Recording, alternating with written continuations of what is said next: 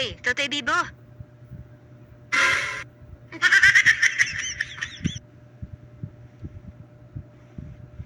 Uy, ano ka ba? Ba't ka pa balik-balik? Ay, nandiyan ka pala, Inday. Hindi, wala po dito. Picture ko lang to. Ano bang problema mo? Bakit balisa ka? Ah, ikaw ha? Baka mamaya, nagpapagulong ka na ng bato ha? Hindi, may iniisip kasi ako. May iniisip ka. Meron ka bang isip? Grabe ka naman. Seryoso ako. Iniisip ko kasi yung sinabi ng ex ko. Anong ex? Meron kang ex? Oo naman.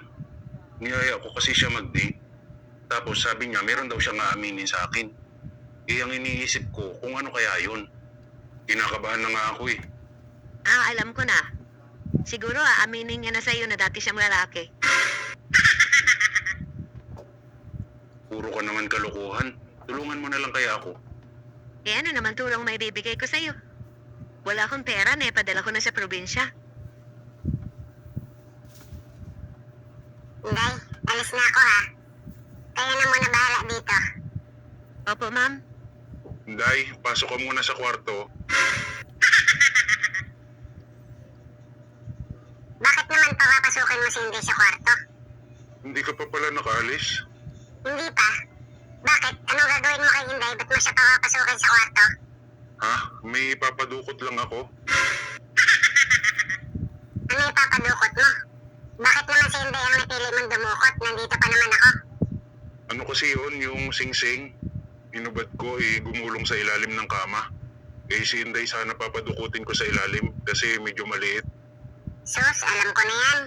Sinadya mong gumulong sa ilalim yun, no? Tapos si Inday papadukutin mo dun sa ilalim.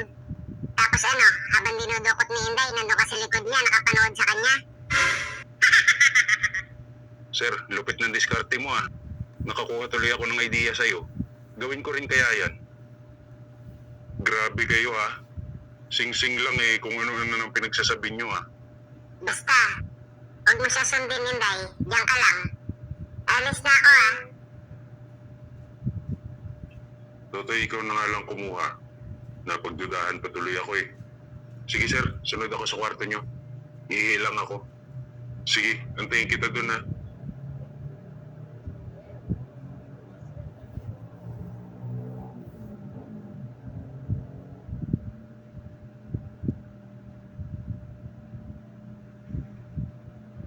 Friend. Uy, diyan ka pala. Friend, may kailangan ako sa'yo. Ano yun, friend? Pahihamin mo ako ng maganda-gandang damit mo dyan.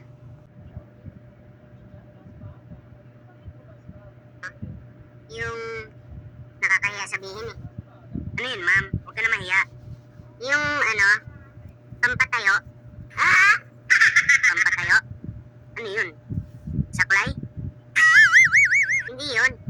Ah, akala ko yun eh. Meron kami dito nun. Yung sa lalaki, yung pampatayo ng ano, yung ano eh. Ah, yun pala. Meron, ma'am. Bakit, ma'am? Ayaw na bang tumayo?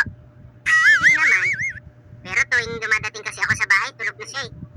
Eh, baka sakaling hindi siya agad makakatulog pag uminom niyan. Ah, ganun ba, ma'am? Ilan po bibili nyo? Isa lang. Try ko lang muna. Okay po. Ito, ma'am, oh. Salamat.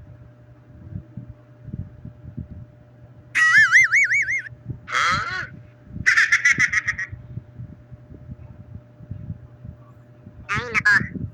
Tulog na rin naman pala yung papainumin ko. Kainis? Mahal. Mahal, Ano, may pasalubong ako sa'yo. bukas na lang, kumain na ako. Magkukumute ka ba? Commute na lang ako, sir. Hindi ako nakahiram ng motor dun sa kaibigan ko eh. Eh, kung gusto mo, sumabay ka na lang sa akin. Daanan na rin natin si Tisay. Ay, sige sir, tama-tama. Sige, kunin mo na yung pera doon kay ma'am mo. Tapos gumayak ka na. Inday, plantsahin mo nga yung long sleeve ko. Ba't ako? Ikaw na? Hindi nga ako marunong eh. Sige na. Hayaan mo, papasalubungan kita mamaya pag uwi ko. Ano naman papasalubong mo? Yung matitira sa kakainin namin. Sira. Ano ako, bata? Sige na, paplansyahin ko na. Basta huwag yung tira-tira ang pasalubong mo, ha? O sige, sige. Ma'am, may sinabi sa'yo si sir? Ano yun? Siguro tears of joy yan, no? Kasi magkikita na naman Isay, saglit lang ha. Order muna ako ng makakain natin. Sige.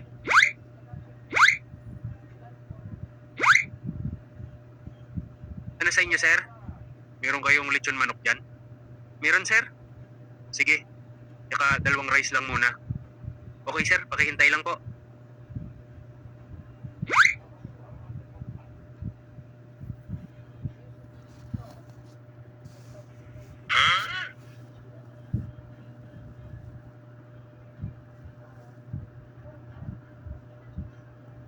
Hi, miss. Parang namumukhaan kita. Ha? Baka po hindi ako yun. Ikaw yon? Yung nagtatrabaho sa bar? Ayan, kulang yan. Gatas at gamot pa lang ng anak natin, kulang pa yan. Yung mga kaibigan mo talaga, sa ginhawa, andyan sila. Kapag nagipit naman tayo, wala tayong malapitan. Bandayan mo ngayon, bata. Ako na ang didiskarte. Ang dami mong nabili ka? Paano mo nagawa yan? Hay, naku ga. Marami pa sana ako mabili. Kaya lang, maakbi na eh.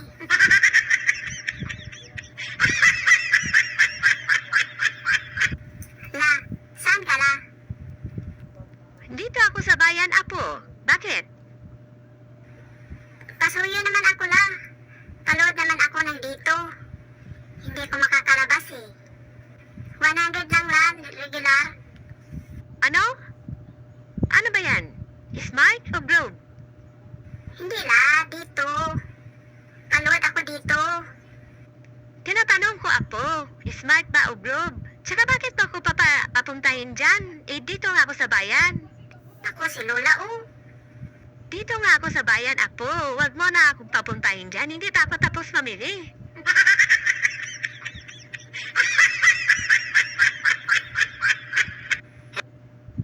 Beer brand lang ang gatas na may... Siya ng blender.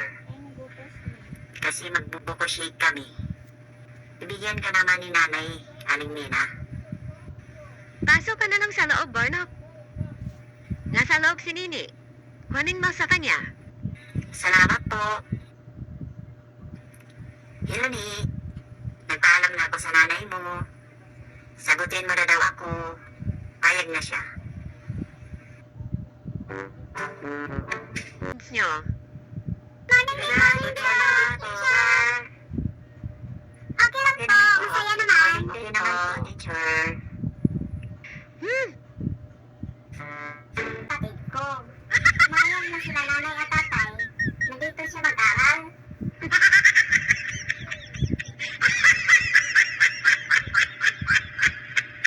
Cash?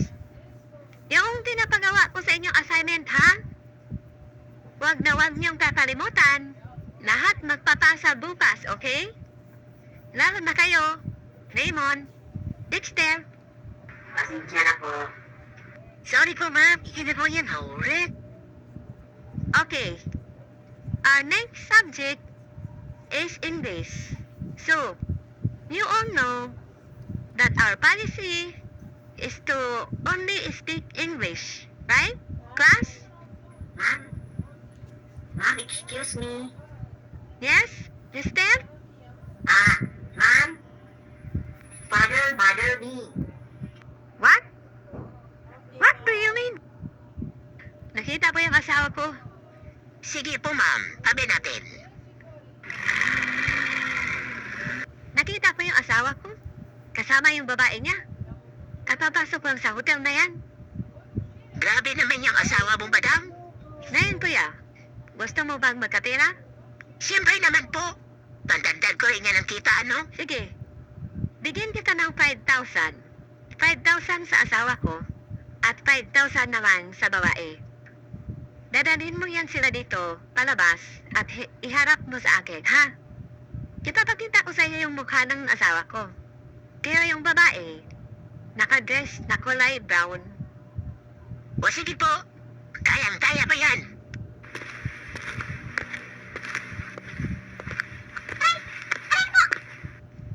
Oh, bakit inunam mo yung babae? Tsaka kawawa naman yan, grabe naman kinakadkad mo.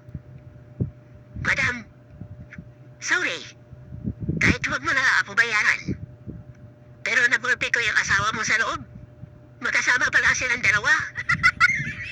Kaya puntahan mo na lang siya doon. At iuwi ko na rin yung asawa ko para mapaharusahan ko siya sa bahay.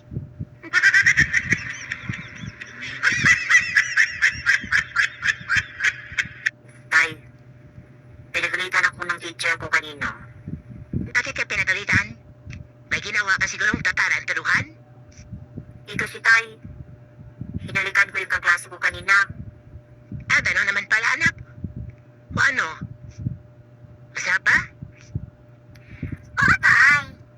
Ang puwi kasi nga. Natupad na rin ang pangarap ko ng halikan ko ang puwi kong kaklase. Ma'am, mukhang masarap yung tapabangos mo, ah. Pagkano po ang balot? Yes naman, sir. Masarap yan. Marami na akong suki sa iba-ibang lugar. Dinadayo pa nila ito. Gusto mo ba? Pakadala ko na kagad. Yung mga paninda niyo, ma'am, seedless na yan. Yung nakabalot. Po? Ano pong seedless? Ano pong pinagsasabi niyo? Isda po ito. Aba? Anong klaseng tindera ka? Di mo alam ang seedless? Yung isdang kinatanggalan ng tinik? Ano ba yan? Excuse me po, sir, ha? Hindi po ito ubas ang benta ko. Bangos po ito, boneless bangos, hindi po seedless. Yao, sahod ko yan ngayong kinsinas. At bakit kulang ito ng 1,000? Saan mo ginamit? Siguro binigay mo sa kabit mo ano? Oo yang. Kawawa naman siya. Swerte naman ng kabit mo yun. Samantala si kumpare, hindi man ako binigyan ng 1,000.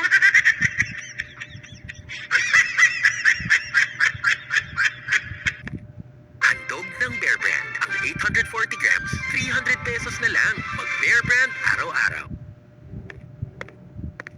Hello, Tuki. Ano po hanap? Tingin-tingin lang po, kuya. Kapag may magustuhan po ako, bibilin ko. Ikaw, ganda mo. Siguro, may ballpen ka ano? Opo, meron naman. Bakit po? May alok ako sa'yo. Magic Pampi. Hindi ka nito mabubuntis, Suki. Kapag ito, suot mo ang Magic Pampi ko. Talaga po, kuya? Totoo yan? Oo, totoo yun. Baka galing China po yan, di ba? China ito galing. Pero marami nang napapatunayan ito. Ganon? O sige po. Pakuha ko ng 5 peraso. Susubukan ko. Basta maniniwala ako sa'yo, kuya, ha? O sige. Ito na, Suki. Maraming salamat. Lumipas ang 5 buwan. Buti naman, kuya, at nabutan kita dito. Ilang buwan na ako dito pabalik-balik at palagi kang wala. Bakit mo ko hanap, Suki? Balik-balik ka dito? Nakita mo ba yung tiyan ko? Ang laki. O bakit buntis ka? Aba, nagtatanong ka pa, ha? Ako lang naman ang binintahan mo ng budget panty mo. E anong nangyari? Bakit nabuntis ako? Pigulo! Hinubad mo yan, kaya ka nabuntis ano? Dapat hindi mo hubad panty para hindi ka buntis. Naku, ikaw talaga, alandi mo.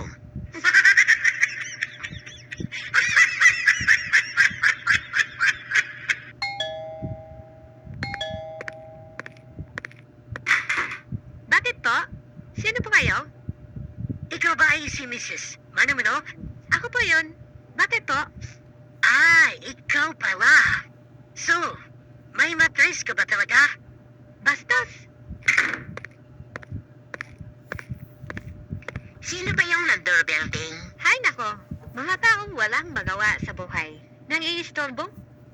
Tinanong ba naman ako kung may mattress ako? Ha?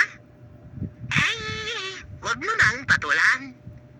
Baka may problema sa pag-iisip yun. Ano ba yan, bata?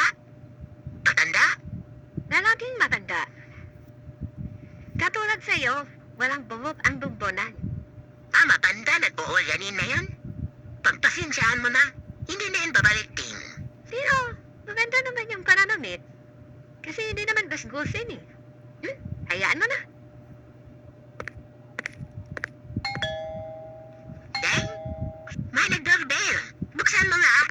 Busy ako.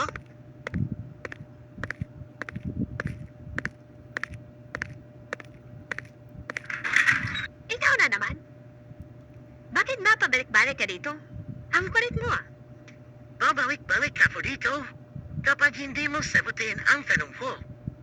May mattress ka ba talaga, Mrs.? Tado pa pala eh. Kita mo namang babae ako, di ba? Eh siyempre, may mattress talaga ako. May sayad ka ba? Wala akong sayad. Pero pakisabi na mister mong si Mr. Manolo, natamdanan na niya ang mattress ng asawa ko. Kung hindi, magkagulo kami. Ako! Aray ko din! Bakit ka na naman nanarapa? May tupak ka na naman? Babae ka? Oo. Dahil ang tumawag sa akin na walang mattress ay asawa ng tabik mo.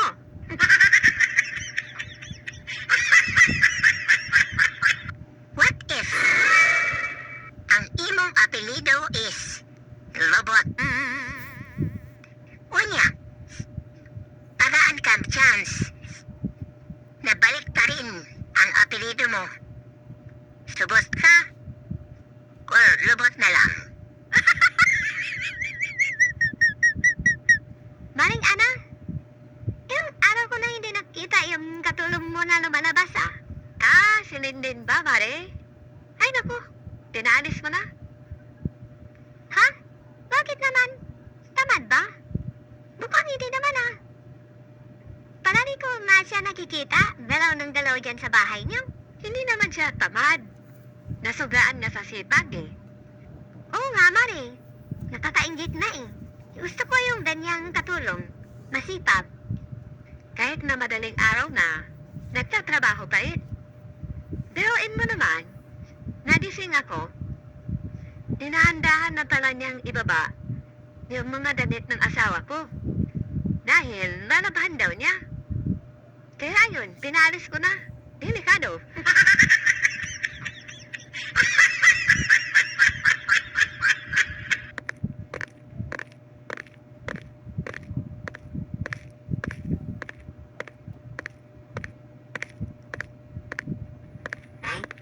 Ay, sandali lang po. Ay, dito ka na pala, Bundi. O, bakit? Ay, naalala mo po ba si Lynn? Yung dinala ko dito, pero sinumitan mo dahil ayaw mo sa kanya? Oo. Kaya nga ayaw ko sa kanya kasi galaw-gaw ang kilos niya. Ba't mo na itanong? Kasi tunay. Nakasalubong ko po siya kanina. Gulat ako. Ang laki ng tiyan. Buntis na pala siya. Hay naku, Raymond ha? Huwag ka lang makialam sa kanila. Ikaw talaga. Pero may narinig ako sa tabi-tabi na nabundisan daw yan ng pulis. Ikaso yung pulis, may asawa. So, kabit siya. Naku po.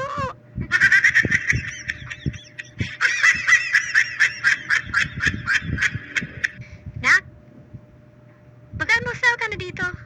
At nang di ka ulit mahuli sa klase. Nay, ang ganda ng panaginip ko kanina.